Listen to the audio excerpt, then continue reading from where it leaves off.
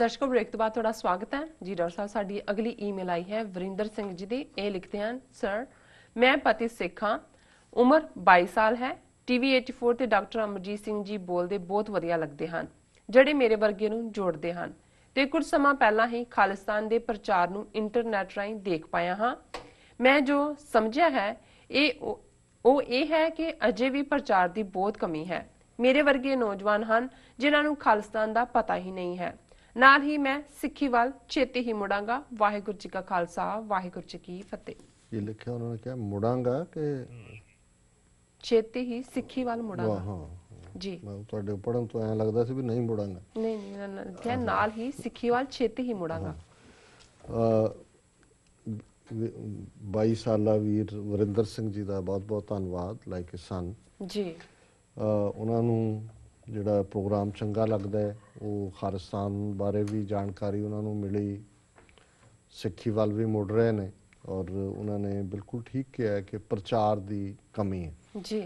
ਔਰ ਮੈਂ ਸਮਝਦਾ ਵੀ ਇਮਾਨਦਾਰੀ ਇਹ ਹੁੰਦੀ, ਉਹਨਾਂ ਨੇ ਸ਼ੁਰੂਆਤ ਹੀ ਇੱਥੋਂ ਕੀਤੀ ਕਿ ਮੈਂ ਇੱਕ ਪਤਤ ਸਿੱਖ ਹਾਂ। ਮੈਂ ਸਮਝਦਾ ਵੀ ਬਾਕੀ ਤਾਂ ਗੁਰੂ ਦੇ ਹੱਥ ਵੱਸ ਹੈ ਕਿ ਕਿਵੇਂ ਸਤਿਗੁਰੂ ਨੇ ਕਿਸ ਨੂੰ ਚੇਟਕ ਲਾ ਕੇ ਆਪਣੇ ਦੁਆਰੇ ਲਿਆਉਣਾ ਹੈ, ਆਪਣੇ ਗੜ ਨਾਲ ਲਾਉਣਾ ਹੈ।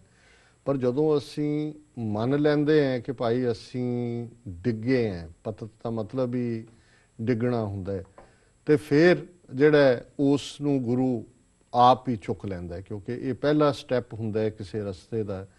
ਤੇ ਜਿਹੜੀ ਸਮੱਸਿਆ ਅੱਜ ਇੱਕ ਐਸਾ ਤਬਕਾ ਜਿਹੜਾ ਕਿ ਸਿੱਖੀ ਤੋਂ, ਕੇਸਾਂ ਤੋਂ ਮਹਿਰੂਮ ਹੈ, ਉਹ ਫਿਰ ਉਸ ਨੂੰ ਜਸਟੀਫਾਈ ਕਰਦਾ, ਉਸ ਨੂੰ ਉਹ ਆਪਣੇ ਆਪ ਨੂੰ ਮਾਡਰਨ ਸ਼ੋਅ ਕਰਦੇ ਨੇ, ਆਪਣੇ ਆਪ ਨੂੰ ਜਿਹੜਾ ਐਡਵਾਂਸਡ ਸਿੱਖ ਸ਼ੋਅ ਕਰਦੇ ਨੇ। ਫਿਰ ਕਈ ਜਿਹੜੇ ਨੇ ਉਸ ਤੋਂ ਵੀ ਅੱਗੇ ਜਾ ਕੇ ਟੁਚਰਾਂ ਡਾਉਣ ਤੱਕ ਜਾਂਦੇ ਨੇ ਕਿ ਜੀ ਉਹ 10ਵੇਂ ਪਾਤਸ਼ਾਹ ਨੇ ਖਾਲਸਾ ਸਜਾਇਆ, ਉਸ ਤੋਂ ਪਹਿਲਾਂ ਵਾਲੇ ਕਿਹੜੇ ਧਰਮੀ ਨਹੀਂ ਸੀ, ਕੀ ਨਹੀਂ ਸੀ।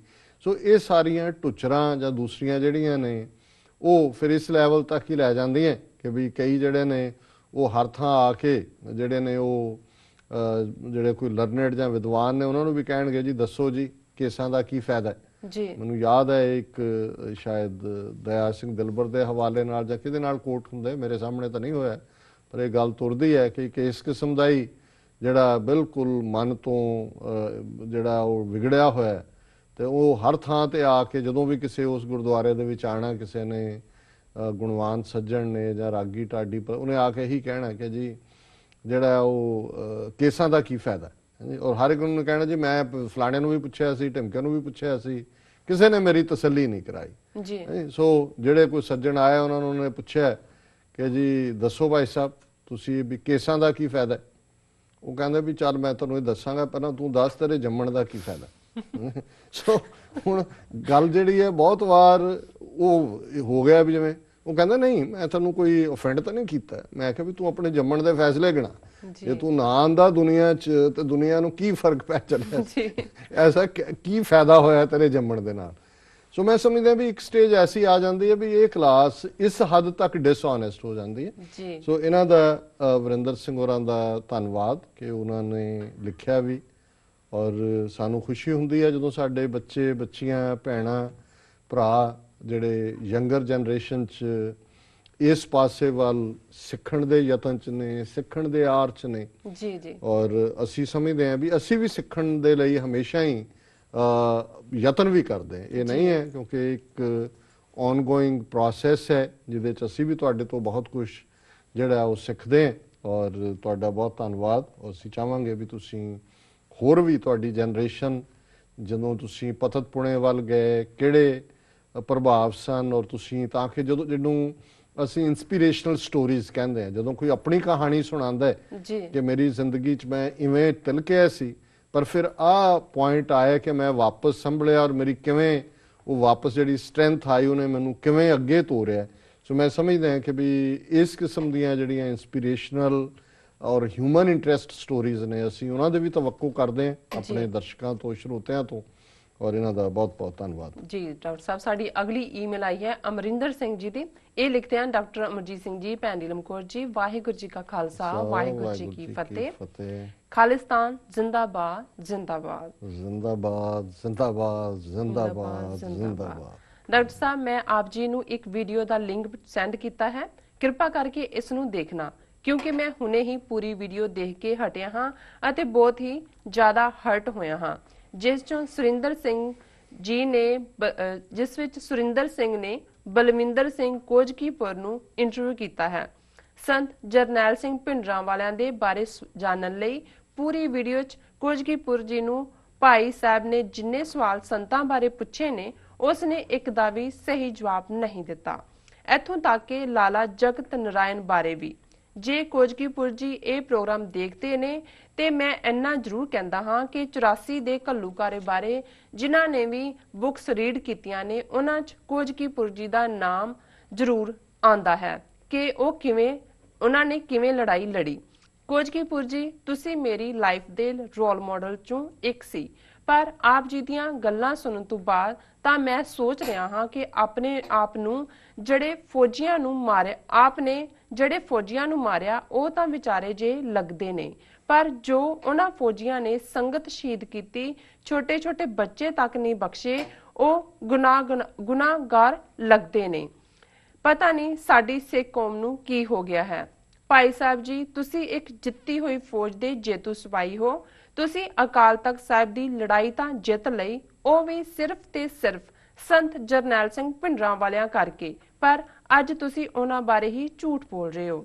ਬਾਕੀ ਭਾਈ ਬਲਵਿੰਦਰ ਜੀ ਲਾਲੇ ਜਗਤ ਨਾਰਾਇਣ ਦੇ ਪਰਿਵਾਰ ਨਾਲ ਮਿਲਵਰਤਨ ਆਪ ਨੂੰ ਮੁਬਾਰਕ, ਵਾਹਿਗੁਰੂ ਆਪ ਨੂੰ ਸਮਤ ਬਖਸ਼ਣ।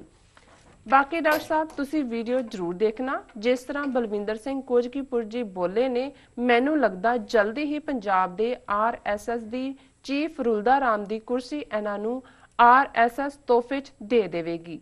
ਬਾਕੀ ਡਾਕਟਰ ਸਾਹਿਬ ਕੁਝ ਗਲਤ ਕਿਹਾ ਗਿਆ ਹੋਵੇ ਤਾਂ ਮਾਫੀ ਚਾਹੁੰਦਾ ਹਾਂ ਜੀ। ਡਾਕਟਰ ਸਾਹਿਬ ਵੀਰ ਅਮਰਿੰਦਰ ਸਿੰਘ ਜੀ ਦਾ ਬਹੁਤ ਬਹੁਤ ਧੰਨਵਾਦ, ਉਹਨਾਂ ਨੇ ਸਾਨੂੰ ਲਿਖਿਆ। ਇੱਕ ਉਹਨਾਂ ਦੀ ਪਹਿਲਾਂ ਵੀ ਬੜੀ ਡੀਟੇਲ ਲੰਬੀ ਚੌੜੀ ਈਮੇਲ ਜਿਹੜੀ ਉਹਨੇ ਕਿਹਾ ਸੀ ਕਿ ਬੇਸ਼ੱਕ ਪਰਸਨਲ ਇਹਨੂੰ ਜਵਾਬ ਦੇਣਾ ਜਾਂ ਦੂਜਾ ਮੈਂ ਦੇ ਨਹੀਂ ਸਕਿਆ, ਹਾਲਾਂ ਮੈਂ ਉਹਨੂੰ ਰੱਖਿਆ ਹੋਇਆ। ਉਹਨਾਂ ਦਾ ਸਪਿਰਿਚੁਅਲ ਐਕਸਪੀਰੀਅੰਸ ਹੈ ਜੀ, ਜਦੋਂ ਹਰਮੰਦਰ ਸਾਹਿਬ ਦੇ ਦਰਸ਼ਨਾਂ ਲਈ ਗਏ ਆਪਣੀ ਸਿੰਘਣੀ ਦੇ ਨਾਲ।